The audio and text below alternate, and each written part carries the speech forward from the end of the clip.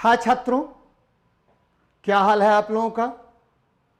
शायद आप लोग बहुत अच्छे होंगे, तैयारी में लगे हुए होंगे और तैयारी में लगे रहना भी पड़ेगा क्योंकि आपको सफलता प्राप्त करनी है। छात्रों, अभी रेलवे, एनटीपीसी और बिहार में बहुत सारे एग्जाम अभी होने वाले हैं या हो भी रहे हैं और इस एग्जाम में आपको सफलता दिलाने के लिए, आपको आपकी मंजिल तक पहुंचाने के लिए मेरे और रुक्मिणी पब्लिकेशन के द्वारा एक बुक मैं अपनी तरफ से लिख करके लाया हूं और यह किताब आपको सफलता दिलाने में निश्चित रूप से एक महत्वपूर्ण भूमिका निभाएगा। यह देखिए, मेरी किताब है समान विज्ञान वस्तुनिष्ठ और बच्चे, इसमें मैंने क्या किया है तो 25-25 क्वेश्चंस का सेट बनाया है। यह क्वेश्चन आपको अलग अलग, ऐसा नहीं कि एक सेट में सारे, ठीक है, एक ही सब्जेक्ट के प्रश्न मैंने, एक ही टॉपिक के प्रश्न मैंने डाल दिए हैं। अलग अलग सेट्स, अलग अलग टॉपिक्स के मैंने प्रश्न इसमें डाले हैं। फिजिक्स का, ठीक है, केमिस्ट्री का, physics numerical, chemistry numerical, biology, ecology and environment, उसके बाद साइंस एंड टेक्नोलॉजी, साथ में कंप्यूटर के भी मैंने प्रश्न इसमें दिए हैं जो आपकी संपूर्ण तैयारी की एवं आपको सफलता दिलाने में एक महत्वपूर्ण भूमिका निभाएगी। ये आपको रिवीजन और आपके रिवीजन को धार देने का एक महत्वपूर्ण उपकरण साबित होगा। बच्चे, मैं बार बार बताता हूं कि देखिए, आप क्या कर रहे हैं, नहीं कर रहे हैं, उससे कोई मतलब नहीं है, लेकिन सफलता के लिए आपको यह बुक तो पढ़ना ही चाहिए। अगर आपको सफलता चाहिए तो एक बार निश्चित रूप से इस किताब को देखिए, इसके प्रश्नों के, ठीक है, स्तर का उपयोग करते हुए अपनी सफलता को सुनिश्चित कीजिए। बच्चे, इसमें मैंने जैसा कि आपको बताया कि 25-25 क्वेश्चन का 251 प्लस सेट मैंने दिया है, कुल मिला के 253 सेट है। साथ ही इस बुक में मैंने पीरियोडिक टेबल और, ठीक है, पीरियोडिक टेबल से रिलेटेड प्रश्नों को लगभग 260 प्रश्न मैंने इसमें डाले हैं जो अलग अलग प्रीवियस एग्जाम में पूछे गए हैं, चाहे वो रेलवे का एग्जाम हो या ग्रुप डी का एग्जाम हो, रेलवे जेई का एग्जाम हो या अन्य स्टेट पीसीएस का एग्जाम हो। वहां से मैंने चुन चुन करके उन प्रश्नों को यहां पर संजोने का काम किया है। साथ ही मैंने इसमें पीरियोडिक टेबल का थ्योरी दिया है जो आपको सफलता दिलाने में एक महत्वपूर्ण कारक साबित होगा।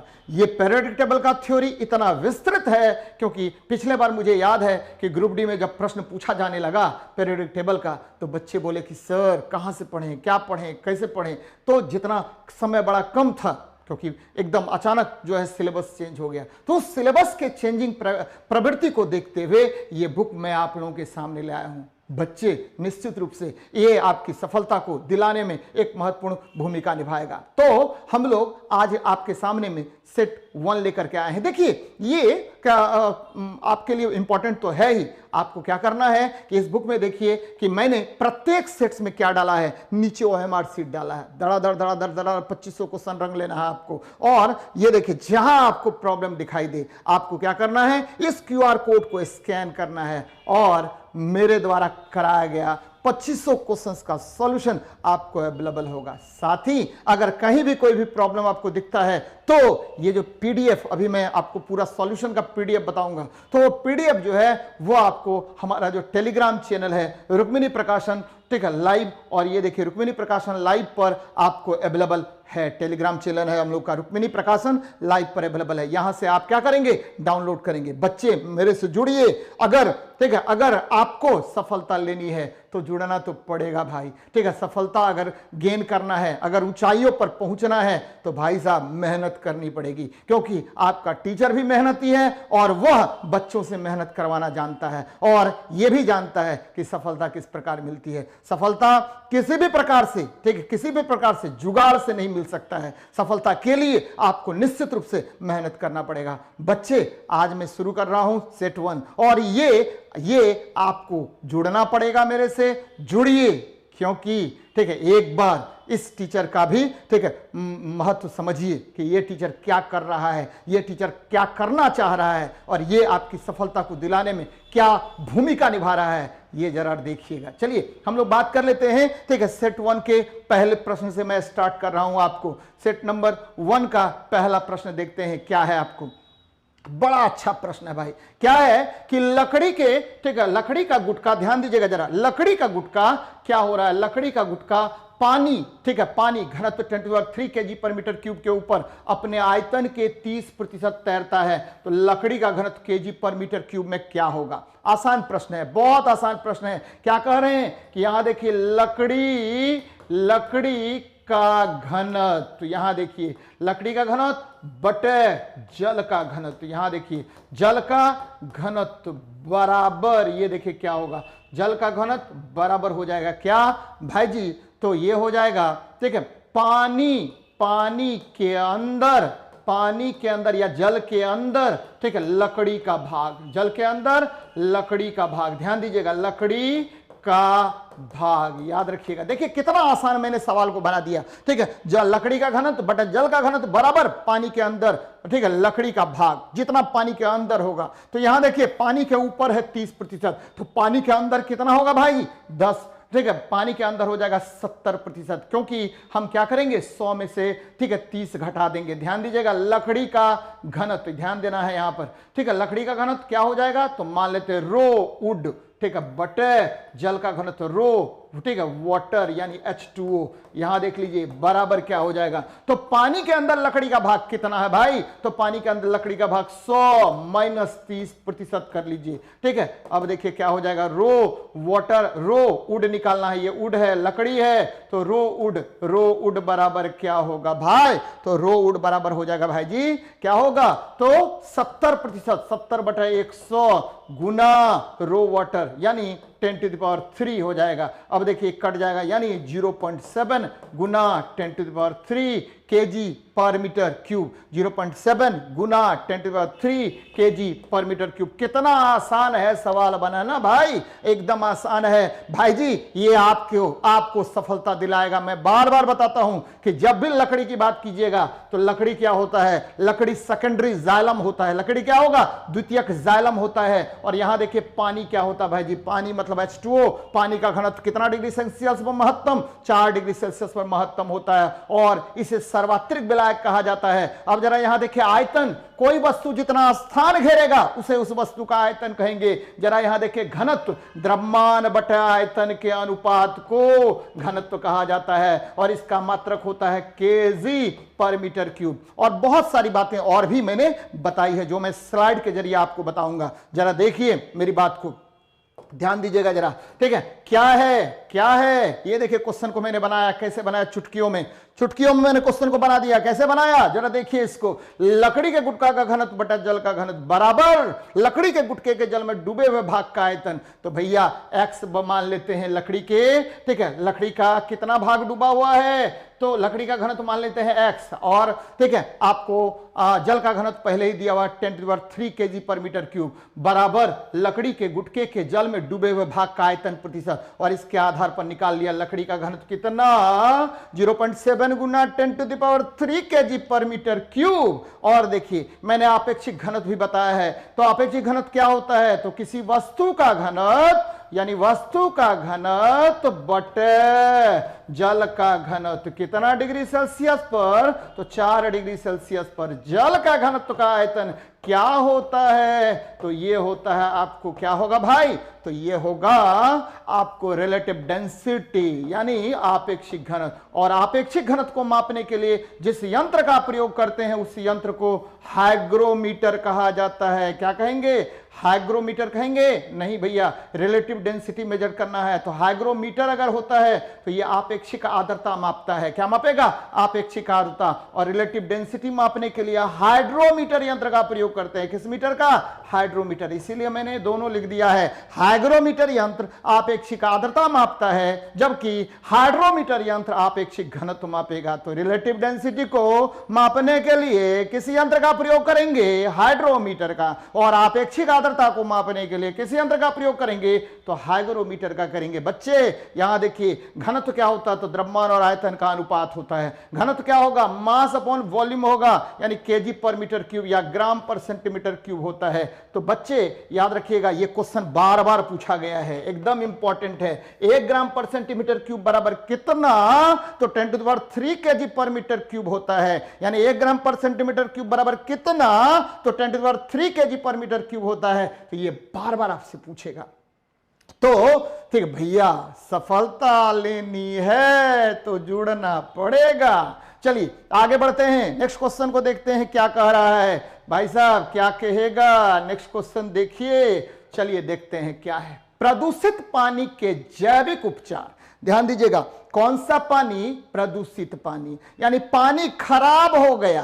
पानी क्या हो गया? खराब हो गया, पी नहीं सकते हैं भाई, तो जैविक उपचार करना पड़ेगा। और जब भी जैविक उपचार की बात करेंगे, ध्यान दीजिएगा, जैविक उपचार की बात करेंगे तो बायो रेमेडिएशन होता है। क्या होता है? बायो रेमेडिएशन होता है। और जैसे ही पानी खराब होगा तो पानी के बॉड का मान बढ़ जाता है, और जैसे ही पानी का उपचार का उद्देश्य क्या है? बॉड को कम करना। एकदम ध्यान में रखिएगा, पानी, प्रदूषित पानी के जैविक उपचार का उद्देश्य बॉड को कम करना है। अब ये दिमाग में आपको आ रहा होगा कि सर ये बॉड क्या? तो बायोकेमिकल ऑक्सीजन डिमांड। ये बॉड क्या होता है? तो बायोकेमिकल ऑक्सीजन डिमांड होता है। एकदम ध्यान में रखिएगा, बायोकेमिकल ऑक्सीजन डिमांड होगा। अब देखिए, थोड़ी सी बात समझ लीजिए, क्या है समझना। तो भाई साहब, जब पानी प्रदूषित होगा, तो जब पानी प्रदूषित होगा तो क्या होगा? तो पानी में, ठीक है, आपको जैविक पदार्थों की वृद्धि हो जाएगी। और जैसे ही पानी में पोषक पदार्थों या जैविक पदार्थों की वृद्धि होगी तो क्या होगा? पोषक पदार्थ बढ़ गया तो धड़ाधड़ उसमें क्या होगा? आपको जलीय जीवों की संख्या में तीव्र गति से वृद्धि हो जाएगी। और जैसे ही जलीय जीव की संख्या में वृद्धि हुई, बॉड का मान बढ़ जाएगा। यानी ठीक है, जल के प्रदूषण के कारण जब जलीय जीवों की संख्या में वृद्धि हो जाती है तो ठीक है, उस जलीय जीवों को ऑक्सीजन बाहर से बहुत ज्यादा चाहिए। तो यानी बायोकेमिकल ऑक्सीजन डिमांड क्या हो गया? बढ़ गया। अभी मैंने यहां लिखा है, बॉड का लेवल देखिए, 1 से 2 अगर होगा तो very good, there will not be much organic matter present in the water supply. यानी बॉड का मान अगर 1 से 2 होता है तो याद रखिएगा, तो 1 से 2 होगा तो बॉड का मान यानी बहुत अच्छा जल है। ठीक है, 3 से 5 अगर हो जाता है तो मॉडरेटली क्लीन है, फेयर है जल। और 6 से 9 हो गया तो बहुत खराब जल। 100 से ऊपर हो गया तो वेरी पुअर, यानी काफी खराब जल होगा। चलिए अब जरा हम सॉल्यूशन देखते हैं क्या कह रहा है। ध्यान दीजिएगा जरा भैया, क्या कह रहा है सॉल्यूशन में। और भी बहुत सारी बातें मैंने बताई है, तो इसका आंसर होगा प्रदूषित पानी के जैविक उपचार, बायो रिमेडिएशन का उद्देश्य बॉड को कम करना। और मैंने यह भी बता दिया बॉड है क्या? बायोकेमिकल ऑक्सीजन डिमांड है। जरा देखिए आगे बढ़ते हैं हम लोग, नेक्स्ट देखते हैं क्या इसमें मैंने क्या लिख रहा। प्रदूषित पानी के जैविक उपचार, ध्यान दीजिएगा, प्रदूषित पानी के जैविक उपचार का उद्देश्य बॉड को कम करना है। बॉड का पूरा अर्थ बायोकेमिकल ऑक्सीजन डिमांड होता है। ठीक है, और याद रखिएगा जैविक रासायनिक ऑक्सीजन मांग होगा। यानी बॉड का पूरा नाम क्या?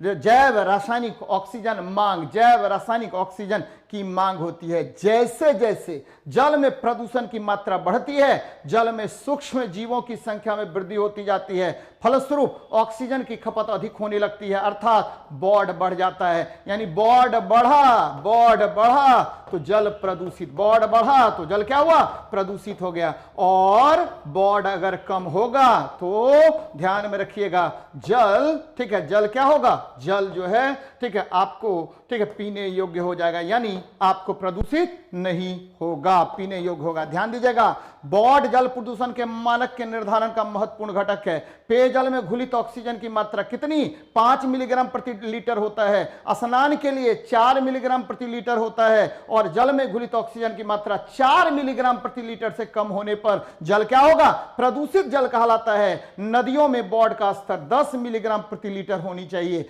याद रखिएगा, बहते हुए जल में कितना कितना होगा 10 मिलीग्राम प्रति डेसीलीटर होनी चाहिए। तो यह ध्यान में रखना है, बॉड का मतलब बायोकेमिकल ऑक्सीजन डिमांड। शायद आपको समझ में आ गया होगा कि बॉड है क्या। चलिए आगे बढ़ते हैं, नेक्स्ट देखते हैं क्या है क्वेश्चन आपका। 3rd नंबर प्रश्न देखिए क्या कह रहा है भाई, कह रहा बीटी कॉटन नहीं है, बीटी कॉटन नहीं है भाई साहब। बीटी कॉटन यानी बीटी, बीटी इसको बोलते हैं बैसिलस थुरेजेनेसिस, बैसिलस थुरेजेनेसिस कहते हैं। अब आपको दिमाग में चल रहा होगा कि सर ठीक है थुरेजेनेसिस, एकदम ध्यान में रखिएगा क्या है। ये देखिए फोटो भी मैंने लगा के रखा है, क्योंकि यह जेनेटिकली मॉडिफाइड बीज है और इसके द्वारा आपको क्या होगा, हाई यील्डिंग वैरायटी यानी बहुत उच्च पैदावार किया जाता है। किसका, तो ठीक है किसका, तो कॉटन का भाई साहब। इसको बोलते हैं बैसिलस थुरेजेनेसिस।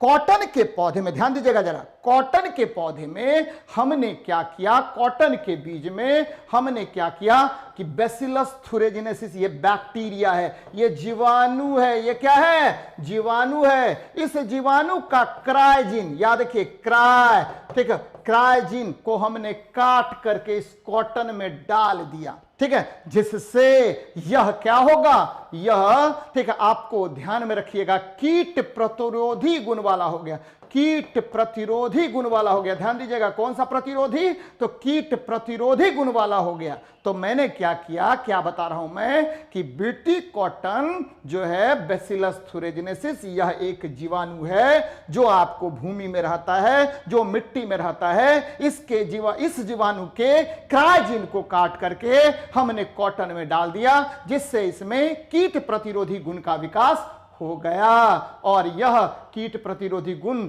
से क्या हुआ, हाई यील्डिंग वैरायटी ये बन गया। क्या बोला, उच्च उत्पादकता गुण वाला हो गया। कौन सा गुण वाला हो गया, उच्च उत्पादकता यानी हाई यील्डिंग, काफी ज्यादा इसने क्या किया, पैदावार किया। और वर्तमान में महाराष्ट्र, कहां पर, महाराष्ट्र, गुजरात, हरियाणा, बहुत सारे राज्यों में इसकी खेती की जा रही है। तो ध्यान में रखिएगा कि ये बीटी कॉटन है क्या, जीएम पौधा है भाई, एकदम सही है। ठीक है, कीट प्रतिरोधी है, यह भी सही है। एक बैक्टीरियल जीन अभिव्यक्ति यंत्र है, एकदम सही तंत्र है, सही बात है, क्योंकि इसमें एक जीवाणु है जिसको बैसिलस थुरेजेनेसिस कहते हैं। क्या कहते हैं, बैसिलस थुरेजेनेसिस कहते हैं। इस जीवाणु का क्राइजीन को हमने डाल दिया है, तो यह एक बैक्टीरियल जीन अभिव्यक्ति तंत्र भी है, लेकिन सभी पेस्टिसाइड्स के लिए प्रतिरोधी नहीं होता है। इसीलिए बीटी कॉटन सभी पेस्टिसाइड्स के लिए प्रतिरोधी नहीं है। आंसर क्या हो जाएगा, डी नंबर आंसर होगा भाई। क्या होगा, डी नंबर आंसर होगा। चलिए इसको देख लेते हैं थोड़ा सा, इसमें मैंने क्या क्या लिखा है, इसमें मैंने क्या क्या सॉल्यूशन करवाया है। ये देखिए बीटी कॉटन, बहुत सारी बातें यहां मैंने लिखी है। बीटी कॉटन सभी पेस्टिसाइड, ध्यान दीजिएगा सभी पेस्टिसाइड्स, ठीक है, बीटी कॉटन सभी पेस्टिसाइड। यहां देखिए पीछे चलते हैं हम लोग, बीटी कॉटन सभी पेस्टिसाइड्स भैया, ये देखिए। चलिए क्या कह रहा है कि बीटी कॉटन सभी पेस्टिसाइड्स के लिए प्रतिरोधी नहीं होता है। बीटी कपास आनुवांशिक रूप से परिवर्तित कपास है, जिसमें बैसिलस थुरेजेनेसिस नामक बैक्टीरिया का क्राय नामक जीन डाला जाता है। ये देखिए ये जीन है, कौन सा, ये बैसिलस थुरेजेनेसिस, कौन सा है, बैसिलस थुरेजेनेसिस का जीन है। अब यहां देखिए क्या करते हैं, थुरेजेनेसिस, ये देखिए ये जीन है, ठीक है। ये क्या है, बैसिलस थुरेजेनेसिस है, ये बैक्टीरिया है, जीवाणु है, तो ये उसका जीन है जी। इससे हमने यहां से क्राय जीन को काट लिया। ध्यान दीजिएगा क्यों मैंने ये फिगर बनाया है, क्राय जीन को काट लिया, क्योंकि ये तो पहले भी बता चुका हूं, लेकिन ठीक है जीन को काटने के लिए जिस सीजर का प्रयोग करते हैं उसको बोलते हैं रेस्ट्रिक्टेड इंडोन्यूक्लियेज। याद रखिएगा, जीन को काटने के लिए जिस सीजर का प्रयोग करेंगे उसको रेस्ट्रिक्टेड इंडोन्यूक्लियेज कहा जाता है। क्या कहते हैं, रेस्ट्रिक्टेड इंडोन्यूक्लियेज। इसको काट लिए और ये मान लीजिए कपास का बीज है, इसमें इसको ठीक है ये जो क्राय जीन था इसको हमने क्या कर दिया, इसमें डाल दिया। तो ये क्या होगा, आपको कीट प्रतिरोधी डेवलप हो गया। यहां देखिए ठीक है, पौधे पर कीटनाशक दवाइयों के छिड़काने की आवश्यकता नहीं होती है। बीटी कॉटन जब बन गया तो उस पर किसी भी प्रकार के कीटनाशक दवाइयों के लिए वह आवश्यक नहीं है। ये देखिए, यह बैक्टीरिया भूमिगत होता है और डेल्टा एंडोटॉक्सिन, ये देखिए क्वेश्चन पूछा हुआ है, यह डेल्टा एंडोटॉक्सिन नामक क्रिस्टल प्रोटीन का निर्माण करता है जो कीटाणुओं को नष्ट कर देता है। बीटी कपास के 3 परिवर्धित किस्म हैं, मैक 12, मैक 162 और मैक 184। भारत सरकार ने बीटी कॉटन को कब से दिया? तो 2002 से बीटी कॉटन की मंजूरी प्रदान की। बीटी कॉटन के व्यावसायिक उत्पादन की मंजूरी सर्वप्रथम किसने दिया था? यूएसए ने। कब दिया? 1995 में। भारत में बीटी कॉटन का सर्वाधिक उत्पादन महाराष्ट्र, गुजरात, तेलंगाना, हरियाणा, याद रखिएगा सबसे अधिक कहां पर उत्पादन होता है? महाराष्ट्र में। तो बच्चे ये बहुत बहुत इंपॉर्टेंट है, याद रखिएगा, ये बहुत आपके लिए लाभदायक है। चलिए चलते हैं नेक्स्ट क्वेश्चन पर। क्या कह रहा है भाई साहब? देखिए, बहुत अच्छा प्रश्न है।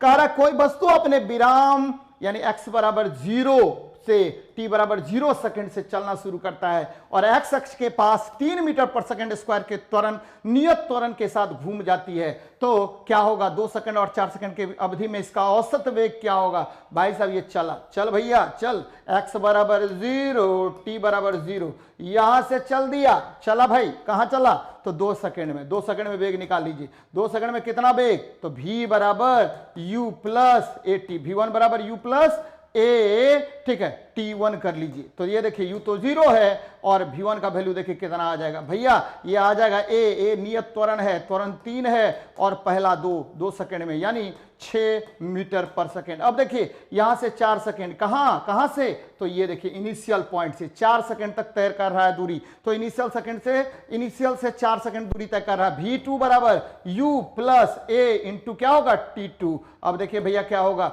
ये 0 प्लस ए का तो वैल्यू 3 ही है और t2 का वैल्यू कितना है भाई? तो t2 का वैल्यू है 4 सेकेंड, तो 4 तिया कितना? 12 मीटर पर सेकेंड हो गया। अब आपको क्या करना है? तो ये देखिए हमको औसत निकालने के बोल रहा है। क्वेश्चन में क्या कह रहा है? औसत वेग निकालना है। तो औसत वेग v एवरेज बराबर क्या हुआ? v1 plus v2, v1 plus v2 बटा क्या करेंगे? 2 करेंगे। तो 12 v1 प्लस v2 बटा क्या कर लेंगे? 2 कर लेंगे। v1 प्लस v2 बटा क्या कर लेंगे? 2 कर लेंगे।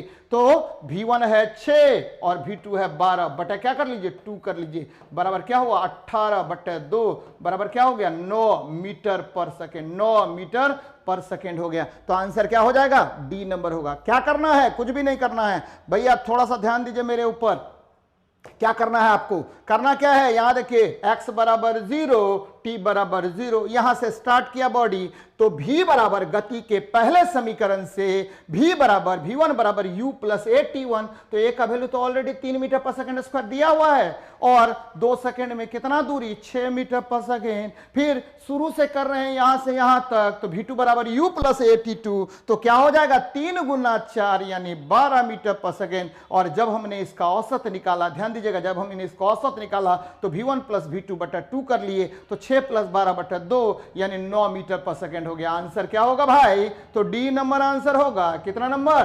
डी नंबर आंसर होगा। चलिए आगे देखते हैं नेक्स्ट क्वेश्चन को। इसमें देखते हैं मैंने सॉल्यूशन क्या किया है, तो उसको देख लेते हैं। क्या किया है मैंने? सॉल्यूशन, बहुत सारा सॉल्यूशन किया है मैंने। देखिए x बराबर 0, तो ये देखिए दो पहले त्वरण का मान कितना है भाई जी? तो ये त्वरण का मान है 3 मीटर पर सेकंड स्क्वायर, नियत है 2 सेकंड में निकाल लिया वेग 6 मीटर पर सेकंड। फिर देखिए 4 सेकंड में निकाल लिया वेग 12 मीटर पर सेकंड और v एवरेज निकाल लिया v1 प्लस v2, तो निकल गया 9 मीटर पर सेकंड। अब देखिए औसत वेग क्या होता है भाई जी? तो कुल विस्थापन एवं कुल समय के अनुपात को औसत वेग कहा जाता है। कुल विस्थापन और कुल समय के अनुपात को औसत वेग कहेंगे। जबकि यदि आधी दूरी v1 से दूसरी आधी दूरी v2 वेग से चले तो औसत वेग हो जाएगा 2v1 v2 बटा v1 प्लस v2। ये बार बार आपसे क्वेश्चन पूछा जाता है। अब यहां पर 2 बातें याद रखिए। दूरी क्या कहता है? तो ये देखिए ऐसे ऐसे ऐसे चला, तो कुल तय किए गए पथ को हम क्या कहेंगे? दूरी कहेंगे। विस्थापन क्या होगा?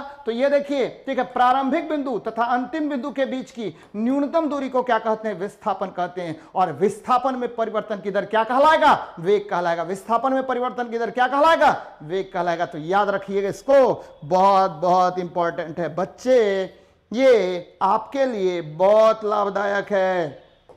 आपको सफलता दिलानी है तो मेहनत तो करना पड़ेगा। ठीक है, चलिए देखिए, देखिए रामासर सभा ठीक है, रमासर सभा जरा देख लेते हैं क्या है। तो रमासर सभा जो है, ध्यान रखिएगा कि रमासर सभा में क्या किया गया था कि आपको 1971 में ईरान में रमासर सभा हुआ था। इसका उद्देश्य था आर्द्र भूमि का संरक्षण। याद रखिएगा क्या है, आर्द्र भूमि का संरक्षण। आर्द्र भूमि का संरक्षण इसका उद्देश्य था। किसका? तो याद रखिए रामासर सभा का। क्योटो प्रोटोकॉल, ध्यान दीजिए, यही गलत हो गया आपको। कौन सा जोड़ा गलत है? तो यही गलत होगा, वायु प्रदूषण से संबंधित नहीं है। वायु प्रदूषण के लिए आजकल एयर क्वालिटी इंडेक्स है। कौन सा है? एयर क्वालिटी इंडेक्स है। क्योटो प्रोटोकॉल जलवायु परिवर्तन से एकदम सही है, क्योंकि KYOTO क्योटो प्रोटोकॉल आपको पता होगा कि यह CO2 गैस के उत्सर्जन से संबंधित है। CO2 गैस के उत्सर्जन से संबंधित है। एकदम ध्यान में रखिएगा, किस गैस के उत्सर्जन से? तो CO2 गैस के उत्सर्जन से यह संबंधित है। कौन? तो क्योटो प्रोटोकॉल। अब जरा देखिए, ठीक है, मॉन्ट्रियल प्रोटोकॉल ओजोन परत के संरक्षण से संबंधित है। और रियो सभा यह सस्टेनेबल डेवलपमेंट से संबंधित है, यानी संपूर्ण पर्यावरण को संरक्षित कर मनुष्य के विकास से संबंधित सभा जो है वह रियो सभा है। और यह 1992 में प्रथम पृथ्वी सम्मेलन कहां हुआ था? तो ब्राजील के रियो डी जेनेरो में हुआ था। और वहीं से सस्टेनेबल डेवलपमेंट का कंसेप्ट आया। बच्चे क्या आया? सस्टेनेबल डेवलपमेंट का कंसेप्ट आया। जरा देख लीजिए, हम लोग चलते हैं, जरा देखते हैं क्या क्या बातें हो रही है। तो ये देखिए, रामासर सभा गलत सुमेलित है। कौन सा गलत सुमेलित है? रामासर सभा। यहां देख लीजिए भैया, रामासर सम्मेलन नम भूमि, नम मतलब आर्द्र भूमि, मैंने पहले ही बता दिया। रामासर सम्मेलन कौन सा? आर्द्र भूमि के संरक्षण से संबंधित है। विश्व स्तरीय प्रयास है भविष्य के लिए झीलों एवं नम भूमि के संरक्षण इस सम्मेलन का मुख्य उद्देश्य है। क्योंकि मनुष्य इतना क्या हो गया है? उतावला हो गया है कि वह सब कुछ का उपयोग करना शुरू कर दिया है, जिससे झील आपको संरक्षित नहीं है, झील प्रदूषित हो रही है, जिससे नम भूमि आर्द्र भूमि प्रदूषित हो रही है। तो उसके संरक्षण के लिए, ठीक है, रामासर सम्मेलन, रामासर, ठीक है, रामसर सम्मेलन आपको के लिए पहला अंतरराष्ट्रीय प्रयास 1971 में हुआ। यह सम्मेलन, ठीक है, ईरान में हुआ था। 21 दिसंबर 1975 को पहला सम्मेलन हुआ था। याद रखिएगा, वर्तमान में 171 देश इसमें है। भारत इसको कब किया? 1982 में। तो क्या याद क्या रखना है यहां पर? रामासर सम्मेलन पहली बार कब हुआ? 1971 में। ठीक है, लागू कब हुआ? 1975 में। भारत ने कब इसको किया? 1982 में। ये ध्यान में रखिएगा। और वर्तमान में कितने देश? तो वर्तमान में इसमें 171 देश हैं। वर्तमान में भारत में कितने रामासर साइट्स हैं? तो रामासर जैसे ही बोले आर्द्र भूमि का संरक्षण, रामासर भारत में कितने साइट्स? तो 41 साइट्स। रामासर का सम्मेलन पहली बार कब हुआ था? तो 1982 में। वो तो पहली बार 1971 में। लागू कब हुआ? 1975 में। भारत ने कब पर हस्ताक्षर किया? तो 1982 में। ध्यान दीजिएगा जरा। और देखिए, क्योटो प्रोटोकॉल, भैया जैसे ही क्योटो प्रोटोकॉल आए, CO2 गैस के उत्सर्जन को कम करने के लिए यह क्या हुआ था? कौन सम्मेलन? Kyoto protocol. अब जरा देखिए, ठीक है, मॉन्ट्रियल प्रोटोकॉल 1987 में, यह ओजोन परत के संरक्षण से संबंधित है। रियो सभा, ये देखिए बहुत इंपॉर्टेंट है। प्रथम शिखर सम्मेलन, प्रथम पृथ्वी शिखर सम्मेलन, ध्यान में रखिएगा, 1992 में ब्राजील के रियो डी जेनेरो में हुआ। वहीं पर धारणीय या सतत विकास तथा जीवन की उच्च गुणवत्ता की प्राप्ति के लिए पृथ्वी को संरक्षित, सुरक्षित और विश्वव्यापी साझेदारी की भावना को स्थापित करने के लिए यह सम्मेलन हुआ था। कोई दिक्कत है? थोड़ा सा याद रखिए ना, क्या है? कुछ नहीं है भाई। क्या है? तो रामासर सम्मेलन, रामासर सम्मेलन, आर्द्र भूमि के संरक्षण, क्योटो प्रोटोकॉल, तो ठीक है, CO2 गैस के उत्पादन को नियंत्रित करने से संबंधित है। और मॉन्ट्रियल प्रोटोकॉल ओजोन परत के संरक्षण से संबंधित है। रामासर आपको रियो सभा सस्टेनेबल डेवलपमेंट से संबंधित है। और पहली बार ब्राजील के रियो डी जेनेरो में पृथ्वी शिखर सम्मेलन हुआ। कब हुआ? 1992 में। तो ये याद रखिएगा आप लोग, क्योंकि ठीक है, मेरा उद्देश्य आपकी सफलता है। बिना सफलता दिलाए मैं चैन से बैठ नहीं सकता और निरंतर मैं प्रयास करता रहूंगा आपको सफलता दिलाने का। चलिए आगे बढ़ते हैं। हम लोग क्या कर रहे हैं? देखिए भाई, यहां देखिए कितना बढ़िया क्वेश्चन है। एक प्रकाश की किरण, ये देखिए, एक प्रकाश की किरण वायु से होकर द्रव से हो गुजरती है और 15 डिग्री से विचलित हो जाती है। अगर आपतन कोण 60 डिग्री हो तो उस द्रव का अपवर्तनांक क्या होगा? भाई साहब ये देखिए, चला प्रकाश की किरण और अपने माध्यम से मुड़ गया। ये देखिए हल्का सा विचलित हो गया, जाना चाहिए था इसको 60 डिग्री पर, लेकिन ये गया कितना डिग्री पर, 45 डिग्री पर। तो आपको पता है अपवर्तनांक, अपवर्तनांक क्या, म्यू बराबर क्या होगा, साइन आई बटे साइन आर, साइन आई बटे साइन आर। यहां देखिए साइन आई बटे क्या होगा, साइन आर होगा। जरा देखिए साइन आई का मान कितना, साइन 60 डिग्री, और साइन आर का मान कितना, तो साइन 45 डिग्री। अब जरा देखिए क्या होगा भाई जी, √3/2, ठीक है, बटे 1/√2, दोनों को ले लीजिए तो ये निकल जाएगा √3/2, √3/2। देखिए कौन सा आंसर है, √3 दोनों रूट में होगा, √3 भी और √2 भी, तो आंसर हो जाएगा बी नंबर। अब यहां पर बहुत सारी बातें हैं, क्या बातें हैं, तो जब प्रकाश की किरण, यहां देखिए, जब प्रकाश की किरण एक माध्यम से दूसरे माध्यम में जाती है तो अपने मार्ग से विचलित हो जाती है। देखिए विचलित हो गई है, या तो इधर आएगी या तो उधर भागेगी। इसी घटना को क्या कहते हैं, अपवर्तन कहते हैं। ध्यान दीजिएगा मैं क्या बता रहा हूं, जब प्रकाश की किरण एक माध्यम से दूसरे माध्यम में जाती है तो अपने मार्ग से विचलित हो जाती है, या तो अभिलंब की ओर या अभिलंब से दूर भागती है। इसी घटना को अपवर्तन कहते हैं। और ठीक है, ये जो मैंने लिखा म्यू बराबर साइन आई बटा साइन आर, ये नियम दिया था किसने, तो स्नेल्स लॉ है, ये स्नेल ने दिया था। और यह अपवर्तन का द्वितीय नियम है, क्योंकि मैं बता रहा हूं आपको कि पहला जो नियम है वो क्या कहता है, आपतित किरण, अपवर्तित किरण एवं अभिलंब तीनों एक ही तल में तथा एक ही बिंदु पर स्थित होते हैं, एक नंबर। दूसरा नंबर, ठीक है, आपतन कोण का साइन और अपवर्तन कोण के साइन का अनुपात नियत होता है, इसे ही अपवर्तनांक कहते हैं भाई जी, इसे ही क्या कहते हैं, अपवर्तनांक कहते हैं। तो ये बातें क्लियर हो गई, आंसर हो गया बी नंबर। चलिए आगे बढ़ते हैं, नेक्स्ट देखते हैं क्या कह रहा है आपको, क्या कह रहा है, तो द्रव का अपवर्तन √3/2। अब देखिए वायु बटा द्रव्य, तो ये एंगल कितना हो गया, तो एंगल आई बराबर 60 डिग्री और आर बराबर क्या होगा, 60 में से 15 को घटा दीजिए 45 डिग्री, क्योंकि 15 डिग्री से विचलित हुआ था। वायु से द्रव में जाने पर 15 डिग्री का विचलन होता है, इसीलिए हो गया। और अपवर्तनांक म्यू बराबर साइन ए बटा साइन आर, और इसको मैंने डील कर लिया √3/2। अपवर्तनांक क्या होता है, तो निर्वात में प्रकाश का वेग एवं माध्यम में प्रकाश के वेग के अनुपात को हम अपवर्तनांक कहते हैं। और याद रखिएगा, ठीक है, म्यू बराबर सी बटा भी होगा। यह वास्तविक गहराई और आभासी गहराई का भी क्या होता है, अनुपात होता है। यानी अपवर्तनांक क्या होगा, वास्तविक गहराई और आभासी गहराई का भी अनुपात होता है। तो बहुत सारी बातें यहां से सीखा हमने, अपवर्तन क्या है, ठीक है, अपवर्तन के नियम क्या हैं और किस प्रकार अपवर्तनांक निकालते हैं। अपवर्तनांक होता क्या है, तो निर्वात में प्रकाश का वेग बटा माध्यम में प्रकाश का वेग, वास्तविक गहराई बटा आभासी गहराई को भी हम अपवर्तनांक कहते हैं। बच्चे ये समझ में आ गया होगा। चलिए आगे बढ़ते हैं, नेक्स्ट क्वेश्चन को देखते हैं क्या कह रहा है आपको। देखिए भाई, प्राथमिक रंग, अरे बाबा रे बाबा, प्राथमिक रंग है भैया, क्या है, प्राथमिक रंग, प्राइमरी कलर। कौन कलर, प्राइमरी कलर।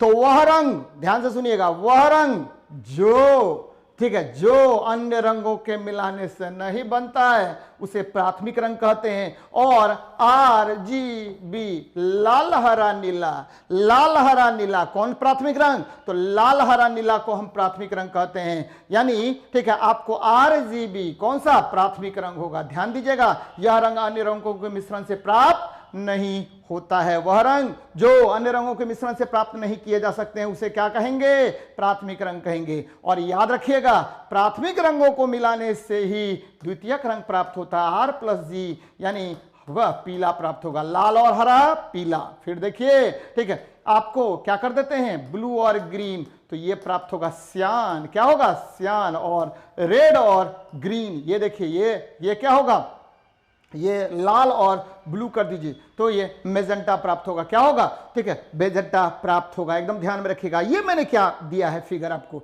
ये प्राइमरी रेनबो का फिगर है। ये प्रकाश की किरण चली यहां से, ठीक है, और ये जल बूंद है। ये देखिए पहले अपवर्तन होगा, रिफ्रैक्शन होगा, ठीक है, फिर देखिए क्या होगा, फिर क्या होगा, पूर्ण आंतरिक परावर्तन होगा, टोटल इंटरनल रिफ्लेक्शन होगा, और फिर क्या होगा, 7 रंग आपको निकल जाएगा यहां पर, ठीक है, 7 कलर्स प्राप्त होगा। तो ये 7 कलर्स यानी डिस्पर्सन हो गया। यानी जब भी इंद्रधनुष का निर्माण होगा।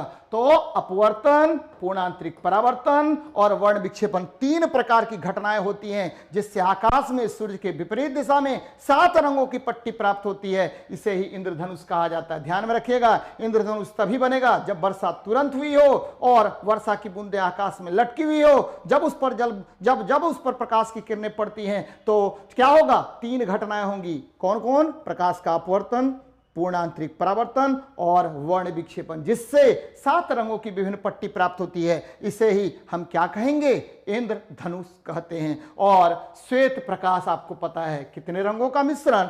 7 रंगों का। भिबग्वायर, VIBGYOR, ये 7 रंगों का मिश्रण होता है। चलिए इसमें मैंने क्या क्या नोट्स में लिखा है उसको भी देख लेते हैं। क्या मैंने ठीक है इसमें ठीक है दिया है आपको। चलिए देखिए भैया, बहुत सारी चीजें हैं। क्या है? प्राथमिक रंग। हाँ, यहां अन्य रंगों के मिश्रण से नहीं। प्राथमिक रंग कितने प्रकार के? 3। कितने प्राथमिक रंग? 3। लाल, हरा, नीला। अभी तुरंत मैंने बताया था, लाल, हरा, नीला। यहां देखिए, लाल को हरा से मिलाएंगे पीला, ग्रीन को ब्लू से मिलाएंगे सियान, लाल को ब्लू से मिलाएंगे मैजेंटा। ये सभी द्वितीयक रंग कहलाते हैं। कौन सा रंग? द्वितीयक रंग। सभी रंगों को आपस में मिलाने पर क्या प्राप्त होगा? उजला। क्या प्राप्त होगा? उजला। इंद्रधनुष का निर्माण प्रकाश के अपवर्तन, पूर्णांतरिक परावर्तन और वर्ण विक्षेपण से होता है। और श्वेत प्रकाश 7 रंगों का मिश्रण होता है जिसको हम भिबग्वायर कहते हैं। VIBGYOR, यानी यहां बैगनी रंग का सबसे कम तरंग दैर्ध्य और ठीक है लाल रंग का सबसे अधिक तरंग दैर्ध्य। और याद रखिए, ये 3900 एंगस्ट्रम से 7800 एंगस्ट्रम के बीच होता है इसका तरंग दैर्ध्य। ये होगा लाल, ये होगा बैगनी। क्या होगा? बैगनी हो जाएगा। तो याद रखना है इसको। चलिए आगे बढ़ते हैं, आगे बढ़ते हैं। ये क्या है? सेकेंड ठीक है क्वेश्चन देखते हैं। क्या है भैया? डिजिटल माध्यमों को निम्न में से क्या कहा जाता है? तो डिजिटल माध्यम जब भी बात कीजिएगा तो ईमेल आप आजकल खूब यूज करते हैं, ईमेल। फिर देखिए, फिर क्या होगा? ठीक है गूगल। ये सब क्या हुआ? डिजिटल माध्यम है। ठीक है, आपको ईमेल हो गया, आप लोग जीमेल पर बनाते हैं, याहू मेल पर बनाते हैं, हॉटमेल पर बनाते हैं। हॉटमेल का निर्माण किया था सबीर भाटिया ने, भारत के सबीर भाटिया ने। और डिजिटल माध्यमों को हम लोग क्या बोलेंगे? तृतीय माध्यम कहा जाएगा। याद रखिएगा, कौन सा माध्यम?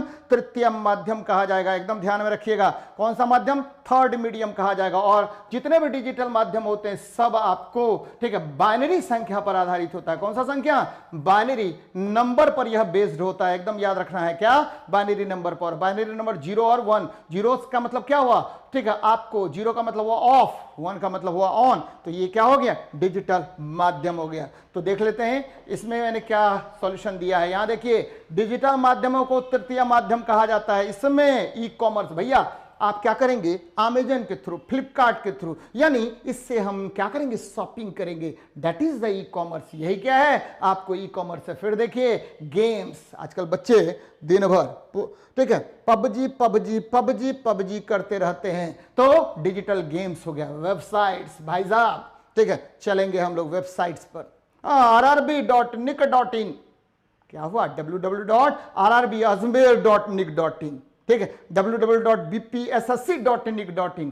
वेबसाइट्स हो गया, ये डिफरेंट वेबसाइट्स है। फिर देखिए मोबाइल एप्लीकेशंस, बहुत सारा प्ले स्टोर पर गए, डाउनलोड कर लिए। Rukmini publication live, Telegram live, Rukmini Telegram live कर लिए। ये देखिए रुक्मिणी प्रकाशन लाइव।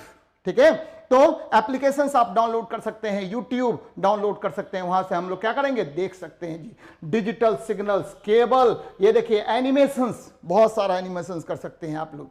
अब देखिए 0-1 को बाइनरी संख्या कहा जाता है। और ठीक है डिजिटल सिग्नल्स में, डिजिटल सिग्नल्स किसका योग होता है? तो बाइनरी संख्या के योग से ही डिजिटल सिग्नल्स बनाए जाते हैं। तो भाई साहब ये बहुत बहुत इंपॉर्टेंट है। चलिए आगे बढ़ते हैं, नेक्स्ट देखते हैं क्या हमारा है। 100 डिग्री सेल्सियस पर उदासीन विलयन का पीएच क्या होगा? भैया तब टेम्परेचर बढ़ा दीजिए, टेम्परेचर घटा दीजिए, टेम्परेचर नियंत्रित कर दीजिए, कुछ भी कर दीजिए, हमेशा जो उदासीन विलयन है यानी न्यूट्रल सॉल्यूशन है उसका पीएच मान, न्यूट्रल सॉल्यूशन का पीएच मान हमेशा क्या होगा, 7 ही रहेगा, न तो घटेगा न तो बढ़ेगा, याद रखना है। तो आंसर क्या हो जाएगा, 7। और पीएच मान 0 से 14 तक होता, बहुत सारी बातें इसमें है। पीएच मान क्या होगा, 0 से 14 होगा, और 7 हो गया न्यूट्रल। 0 से 7, यहां देखिए 7 से जब 0 के तरफ जाएंगे तो एसिडिटी का मान क्या होगा, बढ़ेगा, और जब 7 से 14 के तरफ जाएंगे तो बेसिसिटी का मान बढ़ेगा। तो याद रखिए, न्यूट्रल सॉल्यूशन जो भी होगा उसका पीएच मान हमेशा क्या होगा, 7 होगा। चलिए देख लेते हैं क्या मैंने और क्या है एक्सप्लेनेशन इसका। 100 डिग्री सेल्सियस पर उदासीन विलयन का पीएच 7 होता है। और यहां देखिए कि बहुत इंपॉर्टेंट चीज है, बार बार आपसे क्वेश्चन पूछेगा, पीएच ये क्या है भाई, ये है power of hydrogen ion concentration या potential of hydrogen ion concentration होता है। और पीएच क्या होता है, negative logarithm of H plus ion concentration होता है, negative logarithm of H plus ion concentration होता है। यहां देखिए क्या बोलेंगे इसको, तो किसी विलयन के, ठीक है, ऋणात्मक, यहां देखिए ये क्या है, ऋणात्मक लघुगुणकीय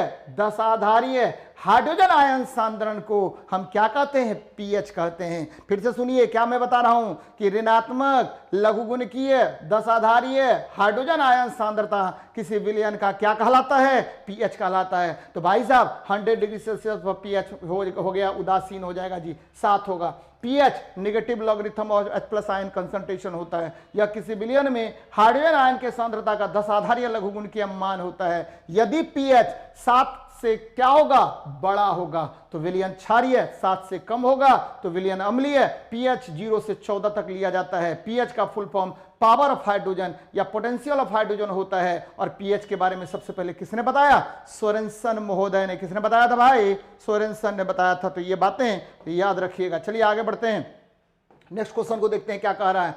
जिमी वेल्स, यहां देखिए विकिपीडिया, क्या है ये, विकिपीडिया क्या है, गूगल है भाई साहब। जिमी वेल्स और लेरी सेंगर ने, ठीक है, आपको फोटो से समझ में आ गया होगा, किसने आपका किया था निर्माण, जिमी वेल्स और लेरी सेंगर ने किसका निर्माण किया था, तो विकिपीडिया का। किसका किया था, विकिपीडिया का। जबकि ठीक है गूगल का आपको पता है, ठीक है, लेरी सेंगर ने किया था। किसने किया था, लेरी सेंगर ने। फेसबुक का मार्क जुकरबर्ग ने, ठीक है, और जुआन कोम ने व्हाट्सएप का किया था। जरा देख लेते हैं क्या मैंने सॉल्यूशन में लिखा है, ये बहुत बहुत इंपॉर्टेंट है, बार बार यहां से पूछा जाता है। ये आज का जीवन क्या है, जीवन आधार का ये एक तरह से। जिमी वेल्स और लेरी सेंगर ने विकिपीडिया की स्थापना 2001 में की थी। ये ध्यान में रखिएगा, कब किया था स्थापना, कि पूछा जाता है 2001 में। फिर देखिए यह 285 भाषाओं में उपलब्ध है। व्हाट्सएप जॉन कॉम और ब्रेन एक्टन, जॉन कॉम और ब्रेन एक्टन 2009, एकदम याद रखिएगा। व्हाट्सएप का निर्माण किसने किया, तो जॉन कॉम और ब्रेन एक्टन, जॉन कॉम और ब्रेन एक्टन। गूगल की स्थापना लेरी पेज और सर्जरी बिन ने, सर्जरी बिन या सर्जरी बिन ने 1998 में। यह ध्यान रखना है। Wikipedia Jimmy Wales Larry Sanger 2001, ठीक है। फिर देखिए WhatsApp 2009 Jan Koum Brian Acton, ठीक है। गूगल की स्थापना लेरी पेज और सर्जरी बिन ने 1998 में। Facebook 2004 mark Zuckerberg. और इंस्टाग्राम का निर्माण किया केविन सिस्ट्रोम और माइक क्रीगर ने, केविन सिस्ट्रोम और माइक क्रीगर ने। कब, 2010 में। भैया एकदम नोट कर लेना है इसको, क्योंकि ये पूछना ही है, पूछेगा क्वेश्चन, आपको बार बार पूछेगा। चलिए आगे बढ़ते हैं, नेक्स्ट क्वेश्चन को देखते हैं क्या कह रहा है हमारा क्वेश्चन। भैया ये देखिए कह रहा है 111 बाइनरी का मान क्या होता है, 1111 बाइनरी का मान क्या होता है। एकदम आसान है निकालना। क्या करेंगे हम, सबसे पहले 1111, ये देखिए 0 1 2 और क्या हुआ 3, कोई प्रॉब्लम नहीं है। अब क्या कीजिए, ठीक है, बेस 1, ये देखिए 1 गुना 2 टू द पावर कितना 3 प्लस, ठीक है, बेस क्या 1 गुना 2 टू द पावर कितना 2 प्लस, ठीक है, बेस 1 2 टू द पावर कितना, तो 1, ठीक है, plus base 1 2 to the power कितना 0। भैया ये क्या हो गया 2 पावर, ठीक है, आपको 3 यानी 8 प्लस, ये देखिए 2 पावर 2 4, कोई दिक्कत नहीं है। और ये देखिए, ठीक है, 2 पावर 1 क्या होगा, तो 2 पावर 1 2, ठीक है, और 2 पावर 0 यानी 1 हो गया, यानी 8 4 12 2 14 1 15। अब देखिए इसमें 15 कौन है, ये 2 पावर 4 16 हो गया, 2 पावर 3 ये 8 हो गया, 2 पावर 3 और एक घटा दिए, 8 में से एक घट गया 7, और ये देखिए ठीक है 16 में से एक घटा दिए यानी 15 हो गया। आंसर क्या होगा, सी नंबर होगा। कौन सा होगा, सी नंबर। देखिए मैंने क्या किया, 1 1 1 तो इसको बिठा दीजिए 0 1 2 3 और क्या करेंगे 1 पर, ये देखिए यहां पर ये कलर बदल लेते हैं, यहां देखिए क्या मैंने किया, ये 1 को यहां ले आया और इसका पावर दे दिया 2 का, ठीक है 1 को यहां ले आया पावर दे दिया क्या, ये देखिए इसको दे दिया, 1 को यहां ले आए पावर क्या दे दिए, ये देखिए ऊपर दे दिए। तो इस तरह से आप कैलकुलेट कर लिए। कौन सा आंसर हो गया, सी नंबर। कौन सा नंबर, तो सी नंबर आपका आंसर होगा। चलिए आगे बढ़ते हैं, नेक्स्ट क्वेश्चन को देखते हैं क्या कह रहा है। इसमें देखिए थोड़ा सा मैंने सॉल्यूशन भी किया है, सेम चीज किया है। 1 1 1 बाइनरी संख्या आपको पता है 15 हो जाएगा आंसर, क्या हो जाएगा 15 आपका आंसर होगा। 0 1 तो ये बाइनरी संख्या है, 0 1 का 0 का अर्थ क्या है ऑफ, 1 का अर्थ है ऑन, याद रखना है इसको। ये डेसिमल, ठीक है डेसिमल नंबर अलग होता है और बाइनरी नंबर क्या होगा, अलग होगा। बाइनरी नंबर हमेशा क्या होगा 0 और 1 के फॉर्म में ही होगा। चलिए देखते हैं नेक्स्ट क्वेश्चन को क्या कह रहा है आपका। कह रहा है किसी वस्तु का भार पृथ्वी के सतह पर W न्यूटन है। कितना न्यूटन है भाई जी, तो W न्यूटन है, और उसका भार पृथ्वी की त्रिज्या के आधी के बराबर ऊंचाई पर क्या होगा, ये निकालना है भाई।